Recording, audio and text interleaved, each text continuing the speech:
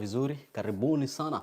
Hapa tu ni vlogging na kama siku zote wanasema hapa ni nyumbani, pale ambapo tunaweza kuelimishana kila siku na tunapiga story hapa kuhusu hii nchi, hii nchi ya wazungu ambayo inaitwa America, United States of America. So karibuni sana mazee, Tony Vlogging, na kama siku zote, kama hii ni mara yako ya kwanza kufika hapa Tony Vlogging, don't forget to subscribe, like the video, share na marafiki zako, na kama siku zote wanasema chochote chawezekana kama utatia bidii. Hakuna situation ambayo ni permanent kwa life, ni wewe utie bidii, ujikaze ndio uweze kubadilisha maisha kwako. Na leo story ya leo ni noma sana. Story ya leo ni noma sana. Na hii nita request kama uko na comment, make sure that umeacha that comment in the comment section kama uko na swali pia. And of course kumbuka tuko na Instagram page ambayo inaitwa Tony Mudhomi pale, kwa hivyo unaweza ukanitumia message, you can text me, and also pale Facebook pia Tony Mudhomi, and also tuko na Facebook page ambayo inaitwa Inspire Generation, so unaweza kunifikia pale. Na kama unaingia pale, you watching me live, tell me where you watching this video from, uniambie kama unanisikia vizuri. Na ni story nyingine noma sana, you know, this is not information yenye unaweza pata pale popote, because people when they come to this place hawataki kuona reality. Na nikawatch video moja pale, I watched the video, there's a lady nafuata pale Kenya, and I respect her so much, Lady Gugi. I've been following her kiwatuko, and then akaanzisha channel yake pale, and she's doing an amazing job. So I was watching this video from one lady pale kwa Lady Gugi. I think most of you people, especially those people who come from Kenya, munamjua, so you know her, and she does an amazing job, right? So there was this lady alikuja pale akasema she was so disappointed to learn that her husband was living a double life. I didn't get to watch the whole of it, but I can understand what she is talking about. And so the reason why alikuwa anasema vile, she was saying like her husband was living a double life. Is like alikuwa ameoa Kenya, akawacha bibi kule Kenya, and then he came over to this place. And so I felt it's a conversation that we need to have, because most people, when you come to this place, especially kama unatoka Africa or any other place, and umekuja US, you know, people think that ukikuja watu wanavuna pesa ni kama kuna place watu wanaenda wakiokota madola, dola kama iko hapa, right? Something like this. So people think kuna mahali ziko kwa miti, so watu wanaenda wakichuna, watu wa Tanzania sijui mnasema nini. And I've realized I have so many subscribers from Tanzania. I don't know why. Sijui kama ni Kiswahili yangu imechapa, sijui mbona but it's a good thing. I think sisi wote ni watu wa familia moja. So make sure that if you join, make sure that you might like the video, share na marafiki zako, na ndio tupige hii story. Leo niko na time. Tunaweza piga hii story ndio, you know, I want to help you people, because I have so many people and so many friends wanani text every day, wanataka kujua like how Tony ni aje naweza kuja huko kiaje, kama student, through green card. But ni vizuri tuchapiane hii story, so that wakati you're making that decision kukuja hapo, unajua what you're getting yourself into. So kuna hii notion ya watu wanasema mazi ukienda America ni kama watu wanachuna pesa, ni kama watu wanaokota madola kwa barabara, ni kama kuna mti ya a mango tree penye watu wanapanda, wanatingiza mti, and then dollars zinaanguka pale, unaenda unaokota. Mazi reality ni tofauti sana, and people don't like sharing that, okay? Nuru anasema tupo wa Tanzania. Nashukuru sana for the love, Nuru. Nashukuru sana wa Tanzania. Tony nashukuru Samuel. Nashukuru. So nashukuru maze. So thank you so much for always supporting me, for always subscribing, for always liking my video, for always sharing my video. Keep sharing them. I think sasa tunafaa tuko tumefika 10k maze. Sijui mbona bado, but over the last week nimeona channel ina grow, so what that tusukume kabisa tufike 10k and we continue growing. I tell you, there are so many things I'm planning to share. Actually, I've never even shared with you about my real story. Unaona? Na kuna siku nitakuja kuwapea. Na so every time unasikia nikisema chochote chawezekana kama utatia bidii, that saying means a lot to me. means a lot to me, and it's possible to make it in this life. So I want to share with you the true life of somebody, of life, a true life in America.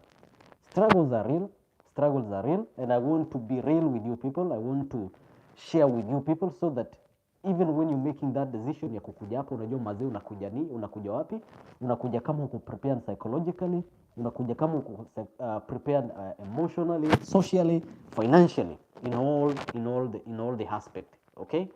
Ndio ukipanda hiyo ndege mazee Jomo Kenyatta Airport ama kule Tanzania, I think Tanzania, sijui kama airport ya Tanzania yenye najua ni gani. Nimesahau, maybe Nyerere, sijui Watanzania mniambie airport iko Tanzania kubwa. Ukipanda hiyo, ukitoka na ndege hiyo airport, unajua unaenda wapi. Wacha niwapatie story kidogo. So nikitoka Nairobi, back those days nikikuja hapa, I think kwangu, thank God, nilikuwa prepared psychologically. I didn't know what exactly I'm getting myself into, but I was very sure I will try all ways that I can to make it in this place.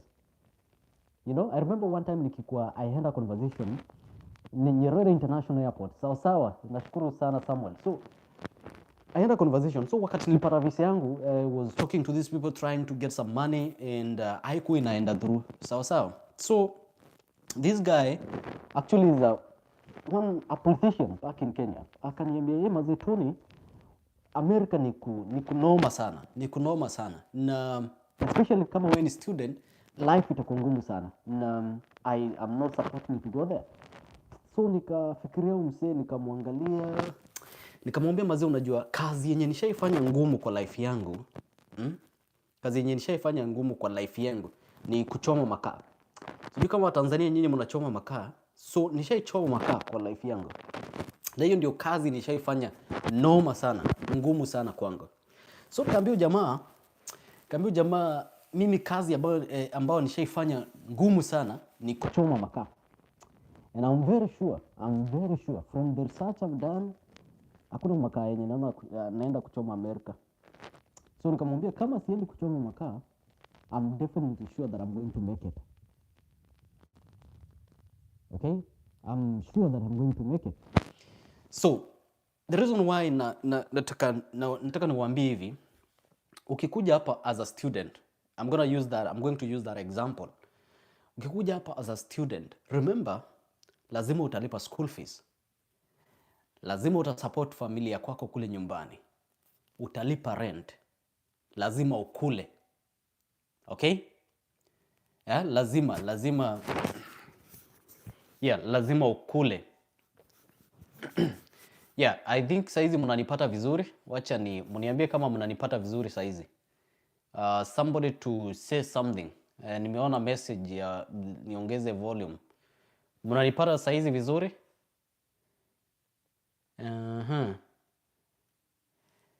Yeah, so hopefully mnanipata vizuri. So well, kuvuna, you know, I think hiyo topic inasema hakuna pesa tu watu wanavuna huku. Yeah, kuvuna I guess ni harvesting, right?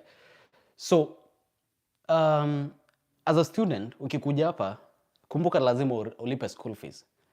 Lazima, kama unatoka Africa, I'm very sure you get to a point una support familia kwako, but I will also be sharing with you, you know, on how you have to deal with your family back home.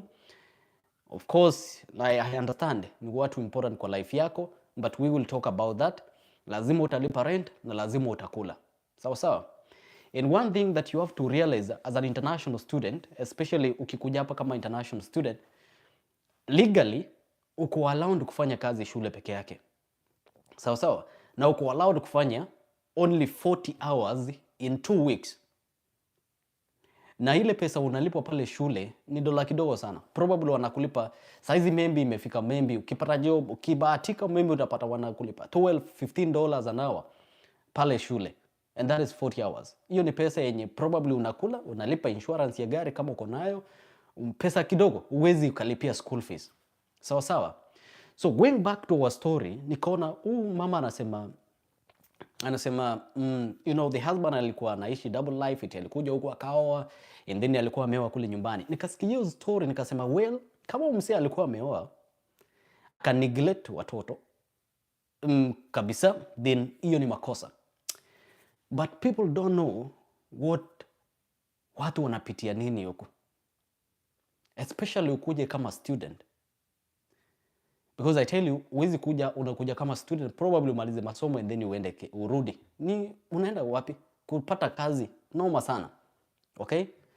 Na it's not possible ukuje huku, maybe ulikuwa unaenda shule 2 years for masters. Within that period unalipa school fees. So it's not possible unaweza kuwa umesave pesa ambayo inaweza kukurudisha kule Kenya ama Tanzania ama Uganda or any other place so that you can start a business. So it's not easy. So you have to find a way kukaa hapa. Either urundi shule ama utafute njia ya kutafuta vitu zenye wanaita makaratasi. Okay? And that route, mazi watu upitia life hapa. Yeah, watu upitia. Nilikuwa nasikiza huo nikaelewa, well, mama analia. But watu wajuu chenye watu upitia hapa so that wakuwe stable, watafute pesa, alafu waanze kuinvest ile pesa nyumbani, kusupport familia pale nyumbani. Like, people don't know. Actually, there are some things we can't share. Zingine we prefer to keep them to ourselves because ni ngumu. Ni si rahisi. So hapo ukikuja hapa, but one thing nataka ujue ni ukikuja hapo ukijipanga vizuri, you make it. But that route, hiyo njia ya ku make it, it's not an easy route. It's not an easy way. Kuna struggles. Sometimes ukikuja hapa, probably maybe, if you don't have people that can understand, especially familia kule nyumbani, ukikuwa na watu wenye wa understand, wanajua hey, msi ameenda Amerika, kwa hivyo lazima kuwe na do, lazima tumtumie messages, lazima tumpigie simu, utatoka wazimu, my friend. Alright? Na so unapata msi amekuja huku, maybe anapotea like 1 or 2 years, amjui msi ako wapi. Right? Sababu you're trying to find a way to survive in this place. You're trying to find a way, kujieka huku, at least ukae vizuri, at least ukue na mizizi, right?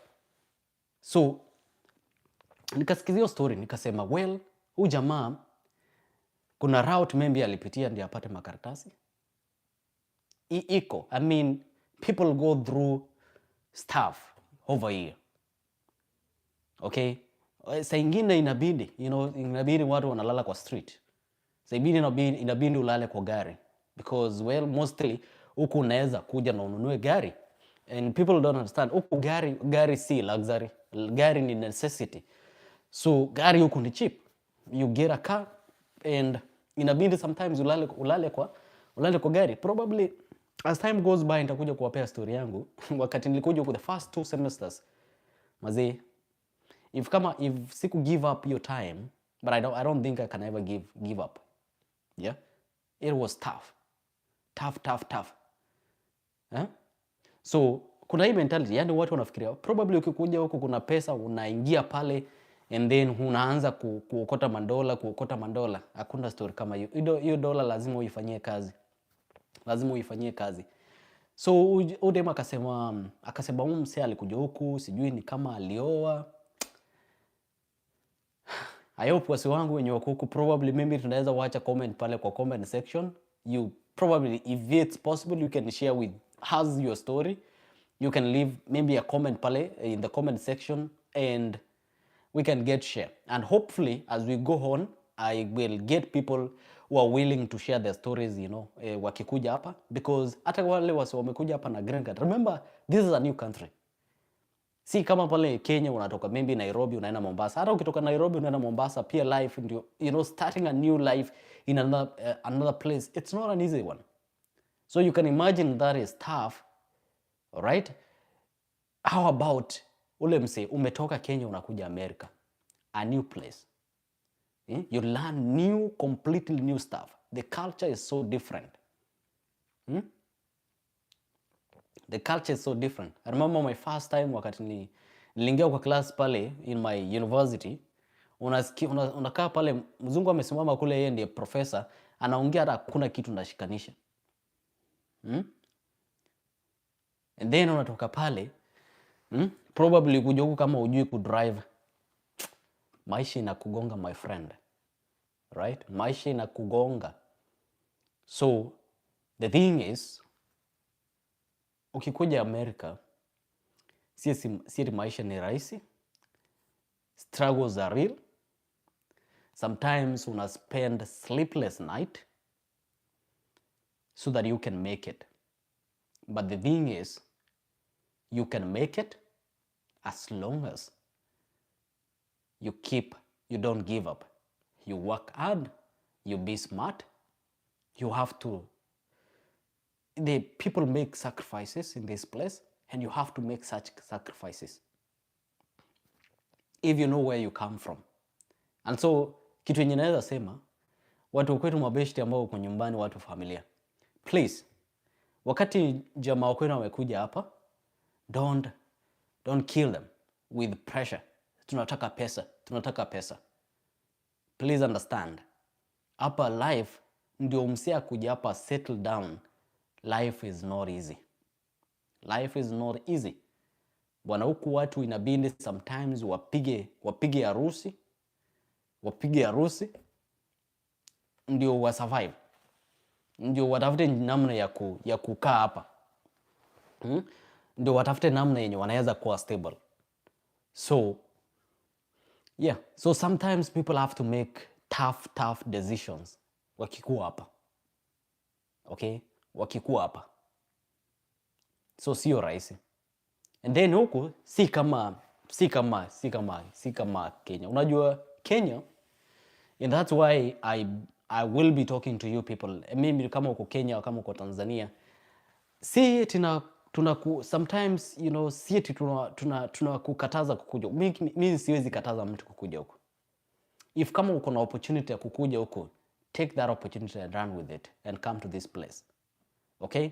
But that's why normally nikipata messages from people, I have to know their side of story, where they're coming from, probably what they're doing, and then I can help them make a decision. Because I remember there was one time nilikuwa na rafiki yangu alikuwa amepata kazi kwa NGO, analipwa like 250,000 Kenyan shillings. 250,000 Kenyan shillings. Ni watu wachache sana wanalipwa pesa kama hiyo Kenya. Right? Ndio nikamwambia wazee, from my own experience, I don't think that you should leave that money. I think you can probably have a better life in Kenya with 250,000 Kenyan shillings. And I'm happy ujamaa alinisikiza, because you know the tofauti, Kenya adding that kind of money, you can have your own house. You don't have to pay rent. Hapa mazee, lazima ulipe rent. Mimi kama umechukua nyumba, lazima ulipe mortgage. See? But with 250,000 Kenyan shillings, and you plan yourself in the right way, unaweza jenga nyumba yako, ukue na kagari yako, watoto wako waende shule mzuri, and you live a good life, you support your family. It's possible. Okay? So, because 250,000 Kenyan shillings ni kama, it's like 2,000. Ni kama $2,000, which is not bad. Because I was reading some place, actually, some research inasema like, I think about 46% of Americans cannot,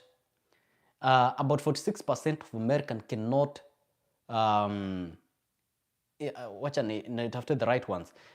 About 46% of Americans, I mean in the United States, they cannot provide for an emergency of $1,000. So like kukuwe na emergency leo, 46% ya Americans hapa hawawezi, I mean uko na emergency inahitaji $1,000.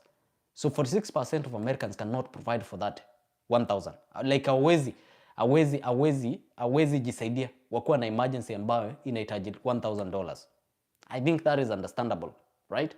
So it tells you that the percentage of people that can have $1,000 in US wakati kuna emergency ni wadogo, right? So inamaanisha people watu wanaishi from payslip to payslip. And people have to understand, America is a capitalist, and capitalist is a legalized corruption.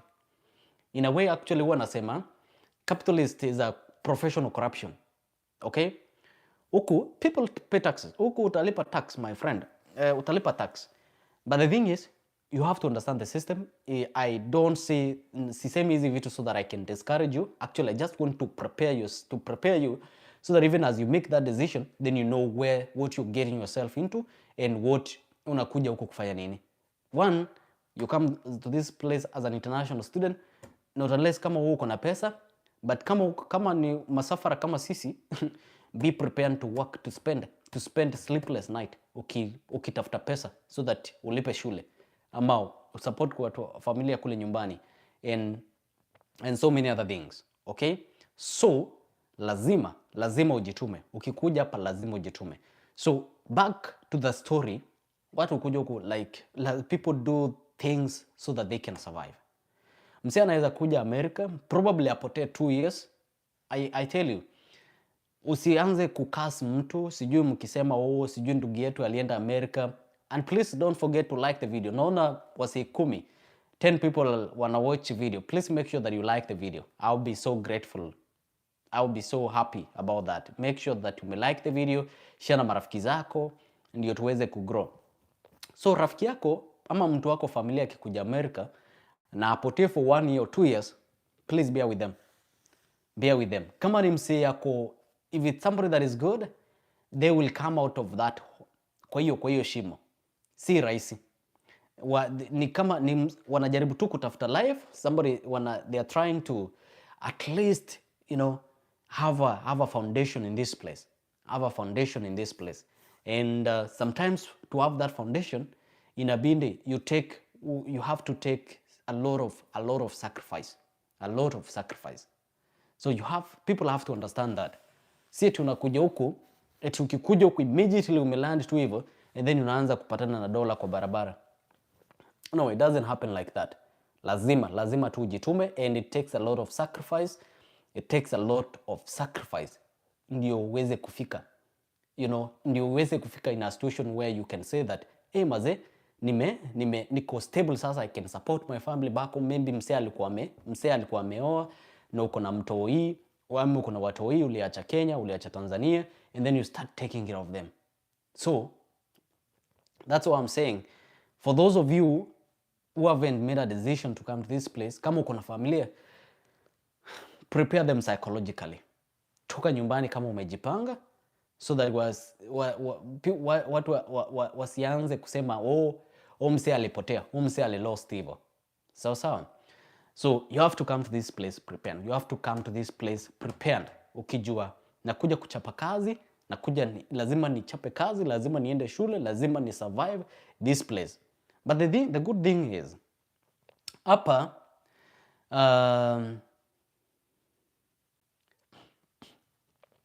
so the good thing is hapa ukikuja ujitume vizuri, ujitume na ujipange vizuri, you can make it. You can definitely make it. Actually, for those of us when you make America, America is built by migrant. If you take a migrant away kutoka America, then there's no America. Alright? So when you wametoka countries zingine unakuja hapa ndio unapata mimi wako na mabizina, ndio wanafanya kazi fiti and wanafanya poa. But for you kufika hiyo level, it takes time. Actually, tuseme kama umekuja hapa kama student,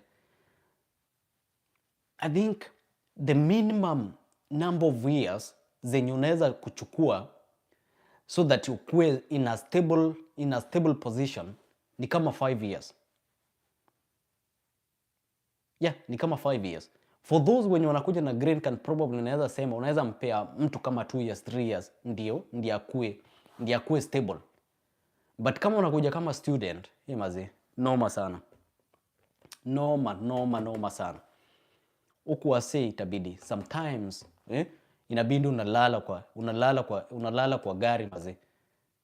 Ama una change nguo kwa parking lot. A story for another day mazi. So ndio utafute upate $1. Si rahisi, lazima ujitume. So make sure that you like the video mazi. Like the video. I can see 14 people. Let me know where you're watching this video from. Make sure that you like the video, share na marafiki zako, wasukumie so that we can continue to grow together. And also, I want to say that there's so many things I'm planning for this channel, things that nataka we share so that we can grow together. I told you the other day I'm planning to kuona vile naweza incorporate things vitu za financial development, vile tunaweza save, vile tunaweza save kama vijana, tuone vile we can grow together. Because mimi story yangu ya kukuja hapa, kama sikuwa najipanga nikiwa Nairobi, singe make kukuja hapa. Okay, singe make kukuja hapa. I've realized that being honest with other people, there are people who are listening to me. And one thing that I know for sure, si kila mtu anaweza nisikiza, but the few people that I'm going to listen to, going to listen to me, those are the people that I want to talk to, people that we probably share the same story, people that come from a humble background that I do, like I do. There are people that we can get to converse with, niwaambie hivi na hivi ndio tunafaa kujipanga, so that ujitoe kwa ile shimo yenye uko saizi. Sawa. So that's what I wanted you people to understand today. Like kama unataka kukuja hapa kama student, mazee ni kuambia tu kweli, life si rahisi, but it's possible you can make it. It's possible you can make it, but si rahisi. Okay? I hope, as we go on, I'll be able to find some friends that can come to the show, wapige story na sisi, watuambie waliweza kumake it, how did they make it in this place, wali survive aje. But kitu yenye nataka ni kuashue leo, ukikuja hapa, life is not easy. You have to work hard. Especially kama uko na student, kama wewe ni student, you can't behave like kama msi yako na green card. Lazima ujijue, lazima ujue ulikujaje, nini ilikuleta hapa. Like you have to understand yourself. And again, another thing, Oko people, the thing is, and that's why I've chosen this path, to share na nyinyi what is happening in this place. Unaona? So, ukikuja hapa, msi uko na student visa, huwezi behave kama msi huwezi behave kama msi akona green card. You have to know yourself. You have to know the reason as to why you came to this place, because someone who has a green card, they have a freedom to do whatever they want. They can go to school with a very less, very little school fees. Wanaweza fanya job place yenye wanataka. But mazee kama wewe ni student, huwezi fanya job kila mahali. Ndio uweze kufanya job kila mahali, there's a process, and it's a long process. And before, actually for you to work as a student legally outside the school, you have to do, lazima ufanye like 2 semesters in school. And then after on the third semester, then you can apply to work outside the school. Now, you're not sure kama they're going to allow you work.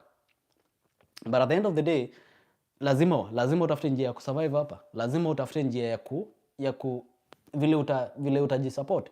Okay? So, it's possible. And it's possible you can make it. But lazima ujitume. Okay? So, back to the story. Odem alikuwa anasema the husband alikuja huku, maybe akaoa. Maze, I know sometimes ni disappointing, and not unless you skize the story of on the other side, that's when you can understand why people do, mbona watu wanafanya vitu zingine. But ukisikiza kama uko ukisikiza kama uko Kenya wa Tanzania, from that perspective, without maybe talking to this person, akwambie mbona ilibidi afanye hivyo, you can understand. So if kama uko na rela hapa, you have a relative, you have a friend, call them. Uulize mazee, inakuaje? Ni nini inakuwa? Mbona inabidi mtu maybe akikuja huko inabidi atafute mtu? Si rahisi. And that is the reality of the issue, because mostly watu wakikuja huku na kuna hii mentality yenye watu msee akikuja huku watu wanafikiria huyu msee ameomoka, huyu msee amepata do, huyu msee ako na pesa. And the other thing is that watu wakikuja huku wanataka, people want to live a fake life. So people don't want to share the reality of the matter in this place. Unataka ukikuja huku unataka kuonyesha wasee, huku mazee ni dola, naweza nikachafua meza. Si atachafua meza, hataki kupatiana reality. But from inside, anajua chenye anapitia hapa. So most people head up, wakikuja hapa because unataka kusaidia wasee nyumbani, unataka sijui kutuma pesa. I think this can go to those people who are here. You can't help anybody. You can't help everybody. That's what I want to mean. Now, you have to know what you can help and what you can't help. Don't live a fake life. Ndio watu waone kama wewe uko na pesa, but in the reality hapa umechukua ma credit card, sijui umekopesha pesa, sijui even to an extent that hata ile pesa unapata within 2 weeks, because most people get paid every 2 weeks. So hata ile pesa unapata yote inaenda kwa bills. Maybe umekuja huku ukachukua gari kwa dealership. Maybe gari na cost like 30,000 or 25,000 or 20,000, and that car you're supposed to pay it for the next 6 years. Now probably $300 per month. And then upate maybe uko na insurance. Of course, kama iko na dealership, probably you're gonna take a full insurance. And then umeenda ukakamata ile TV kubwa, sijui ukachukua nini. And then probably maybe watu wao wamekuja hapa, maisha itakurarua. Maisha itakugonga vibaya sana. And that's why unapata most people wakikuja hapa wana maybe msee alikuja hapa maybe 2010, inachukua like 10 years ndio aweze kurudi nyumbani. So you wonder why. So those are some of the issues, because when you come to this place it's not easy to settle down. Ndio ifike mali usikie sasa uko fiti, unaweza fanya 1 2 3 development back home, unaweza saidia wazazi wako, maybe unaweza wajengea, unaweza fanya ABCD and all that stuff. So I want to tell you, even as you plan to come to this place, be prepared psychologically, be prepared socially, be prepared emotionally, so that ukikuja hapa usikuwe na disappointment. Kuna wase wengi wamekuja hapa and some of them went back home because they can't take it. You have to be prepared. Sometimes it can be a torture. I'm not scaring you. I'm just sharing with you the reality of the matter. Sawa. The reality of the matter, so that ukipanda hiyo ndege mazee unajua penye unajipeleka. Penye unajipeleka. I thank God mazee. Mimi nikitoka Nairobi, I used to have like nilikuwa na hoteli, nilikuwa napika mandazi na chapati na chips. Pipeline Nairobi. So and I think ni kama God alikuwa na prepare kukuja huku, because nilikuwa naamka like 4 am asubuhi. Nilikuwa na job fulani pale Nairobi West. Sawa. So nilikuwa naamka 4 na kuna jamaa nilikuwa na yeye, jamaa rafiki yangu Mkamba fulani. So naamka asubuhi tunapika mandazi kutoka 4 na chapati. Kuna wamama walikuwa wanakuja kuchukua chapati na mandazi, wanaenda kuzipeleka kwa mjengo. So tunawapikia chapati na mandazi kitu kama around 6, narudi naenda kazi. Sawa. Narudi jioni around 5, naenda na change, narudi kibarua, tunapika chapati, tunauzia watu sapa pale, marawe and all that, and then kukanda unga ya mandazi. So by the time naenda kulala tena ni kitu kama 11 or sometimes 12. So basically I was sleeping like 4 hours. And so when I opportunity kukuja hapa, it's like God alikuwa na prepare. Mimi kwangu haikuwa surprise, because it's a life that I was used to. I used to sleep like 5 hours, and per day. So wakati huku nilikuja huku nikapata kumbe ni kama it's like God alikuwa anajua ananipeleka mahali, so akaamua wacha anipange, so nikikuja huku nisikuwe na surprise. But that is the thing maze. But if kama uko na plan ya kukuja hapa as a student, kama unataka kuapply green card this year, maybe kama uli apply green card last year, don't lose hope. Don't be discouraged. It's possible you can make it. But lazima ujipange vizuri. Ukuja hapo ujitume. Unajua sisi hapo watu tunasema chochote chawezekana kama utatia bidii, na hakuna situation ambayo ni permanent kwa life, ni wewe utie bidii. So it's possible maze, you can come to this place, you change your life, you do a lot of things back home. You ufanye hizo my investment, even to a point of urudi nyumbani. Actually ukikuja hapo ujipange fiti, you don't need this place. Because inakufungua akili to some level. I remember my professor back in campus Kenya alikuwa ananiambia, you act locally but you think globally. Okay? Yani you can do your stuff locally pale Kenya. Kama ni ukulima, kama ni business ya uko na, let's say farming. That's, I mean, I'm talking about farming because I love farming, I love agriculture. So kama uko na business yote pale, think locally, I mean act locally but think globally. So ukikuja huku like akili yako inafunguka in a certain way, you start you start seeing things in a different perspective. I don't mean like ukiwa pale Kenya ama Tanzania you don't see things in the right way. Inamaanisha like ukikuja hapa you get to see how other people do their businesses, how other people operate, how technology, you think about all that stuff. Ukirudi pale Kenya hata kama umefungua biashara, you're thinking about dollars, Ukirudi pale Kenya upige hesabu unasema nitapata unapiga hesabu unajua nikirudi pale Kenya niko na business ambayo inanipatia let's say $5,000 per month. Unajua $5,000 per month is the same money probably msee mwingine anaweza make hapa. So if I can make that back home, then I can live a comfortable life, I can live a good life, I can support my family, I can do anything else as I was doing kama as the same person mwenye ako hapa US. But ndio ufikie that level, you have to, lazima ujipange, you have to organize yourself in the right way. It doesn't come that easy. There are some people who came to this place, wakakuja wakajipanga vizuri, wakatafuta pesa, and they invest back home. And so saizi kazi yao tu ni kutravel back and forth, anakuja hapa anaona inakuaje, and then anarudi kule home anaangalia business zake, and life goes on. So unaweza jipanga. Probably God amekuleta hapa so that you can get the capital and get to do something else.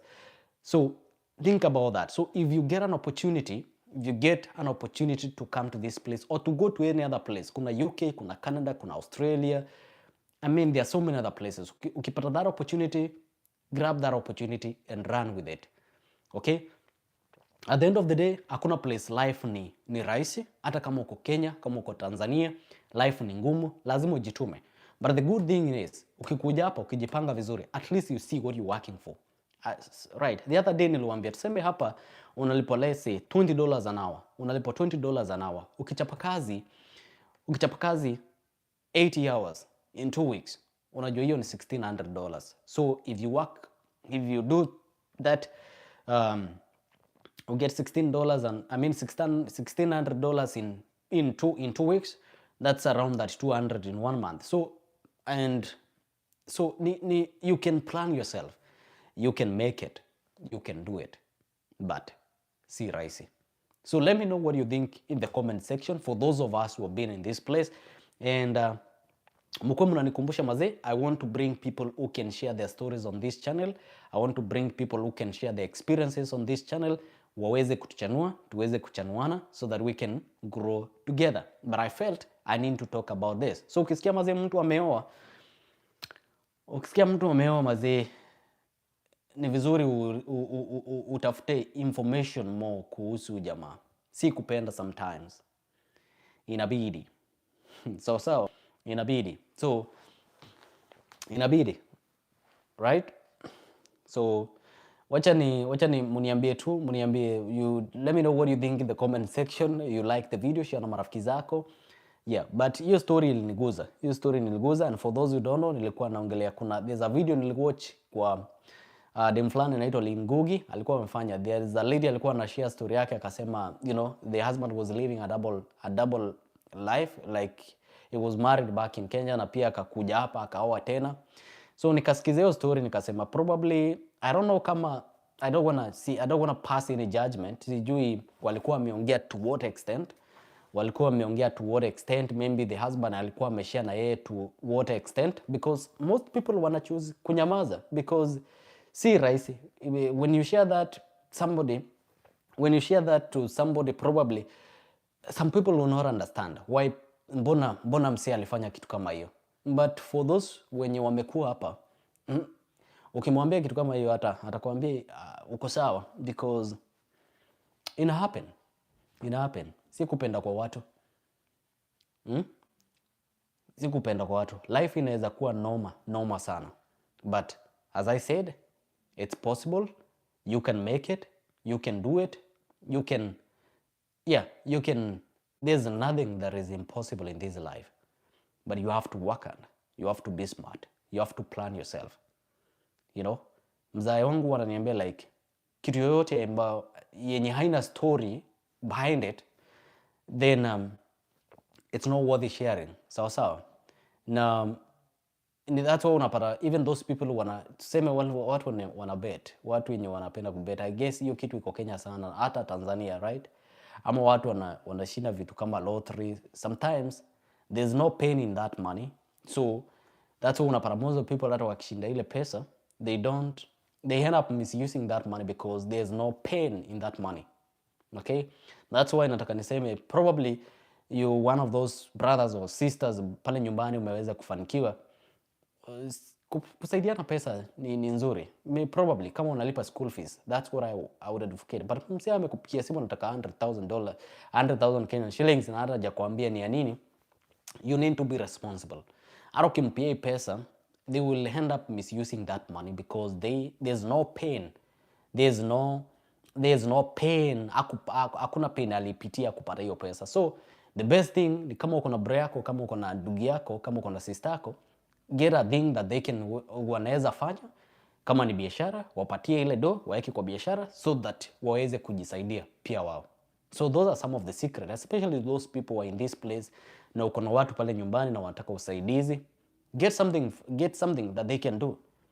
Yeah, because otherwise watakuwa nakupigia kila siku wanataka pesa. But most of the time unapata even when we come to this place, ama wakati msee amefanikiwa pale kwa kijiji, unataka kufanikiwa peke yako. Unataka kufanikiwa peke yako, unataka kukua na gari, watakupiga ngeta, watakuvunja miguu.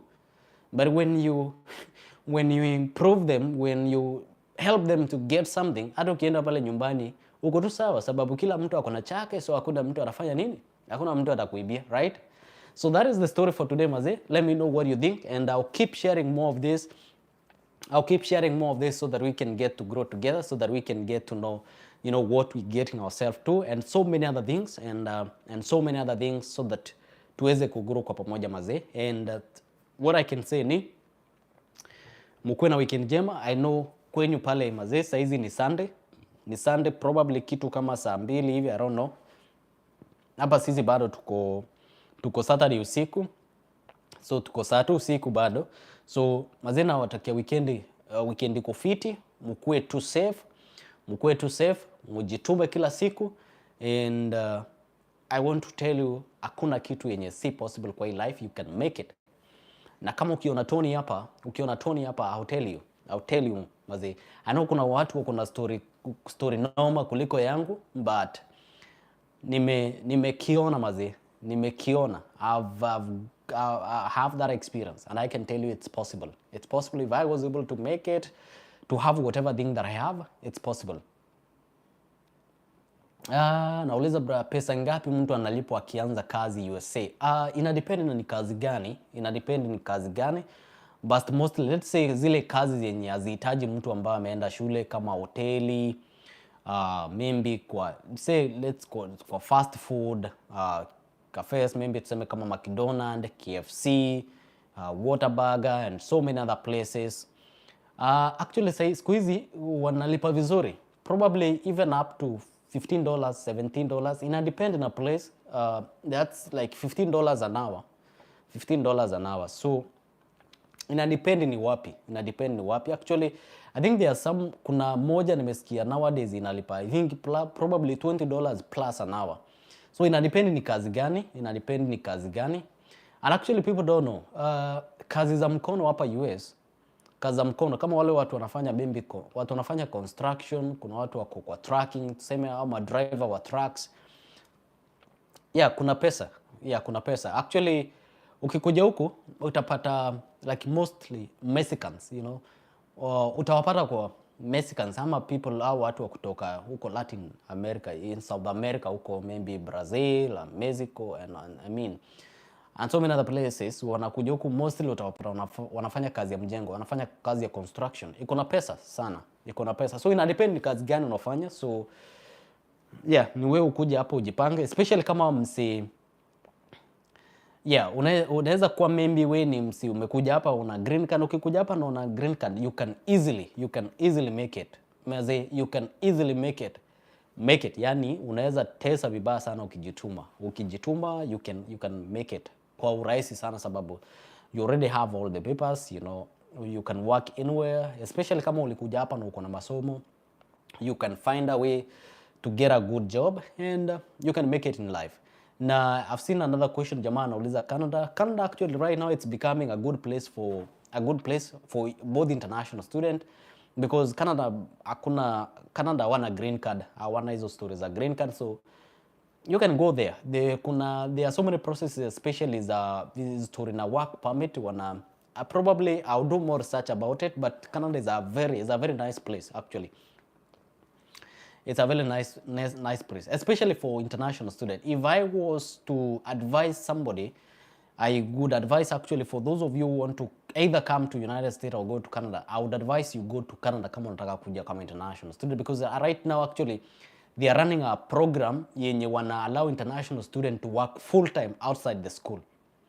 Yeah, wana allow international student to work full time outside the school. That is the best news yenye unaweza pata kama international student, and they are running that program I think for 1 year, and probably they might renew it because they need workers, because wanasema Canada, like wanasema in Canada, you know, like their population is growing old, you know, the age of those people who are almost retiring is the population is big, and they need people to fill those positions. So it's a good place to be. It's a good place to be, especially for international students. I think I did a video there on the other channel yenye nilisema why is Canada is becoming a more preferred place for international students. So yeah, I would advise that you go for Canada if you want to come to kuenda kama international student. All right, so I think that's what I can say for today, Maze. I will continue sharing more on that, so you can keep those questions coming, especially in the comment section, on my Instagram page, on my Facebook page, Inspire Generations, on my Facebook profile, that is Tony Mudomi. You can always text me, though I would prefer on my page, so that we can you know, there at least we can get to have a conversation there. So that is it for today, Maze. I'll see you in the next video. Make sure, of course, don't forget to like the video. Don't forget to share with your friends. Don't forget to subscribe, all right? To subscribe kama kila siku, na as I always say, chochote chawezekana kama utatia bidii, na hakuna situation ambayo ni permanent kwa life. Ni wewe ujikaze, ni wewe utie bidii, na siku zote ujue Marekani, you know, wanasema it's a land of milk and honey. Hiyo milk and honey, Maze, lazima uitafute, haikuji kwa urahisi. Milk and honey is there, but you have to look for it. You have to look for it, like seriously. You have to look for it. Na ukisikia somebody amekuja huku, mtu akwenda amepotea for 2 years, please msimuongezee stress. Msimuongezee stress. Sometimes there are things that hatuwezi tukashare, because people go through a lot in this place, and you people have to understand that. You have to understand that. Sometimes kama mzae wake wamekuja huku na nataka, you know, they are doing everything that they can, because I tell you, kama mtu ako na utu, somebody has a good heart, wakikuja huku wanatafuta every way they can to make life yao ikuwe fiti, to make life ya familia yao ikuwe fiti, na si rahisi. Sometimes lazima uta make sacrifices zenye hazita go along well with other people, wengine hawata understand, but sometimes it happens. Si kila kitu has to be understood by everybody, okay? Kuna vitu zenye hautaelewa, sawa. So lazima ujue the other side of story.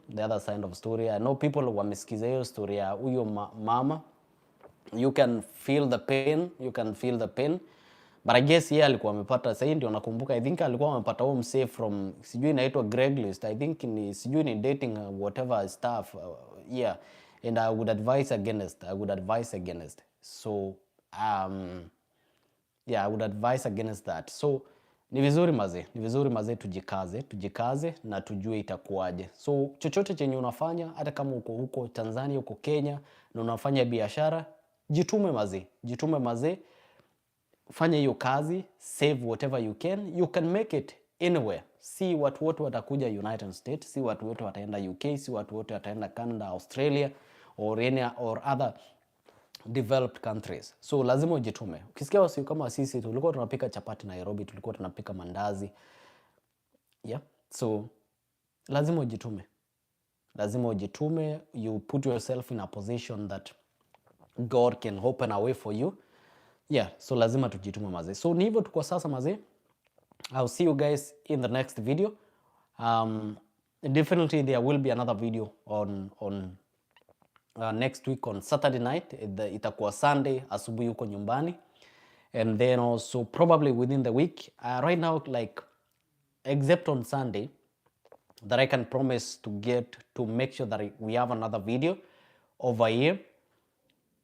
Right now mazee, tuko busy vibaya, tuko busy, tunajaribu kujituma mazee kutengeneza life hapa. As I said, si rahisi, lazima tujitume. So ni hivyo mazee kwa sasa. I'll see you guys in the next video. Mkuwe na wiki njema, tuzidi kujituma na tuta make it. Ni possible, hakuna situation ambayo ni permanent kwa life. So that is it for today mazee. I'll see you people in the next video. Bye bye.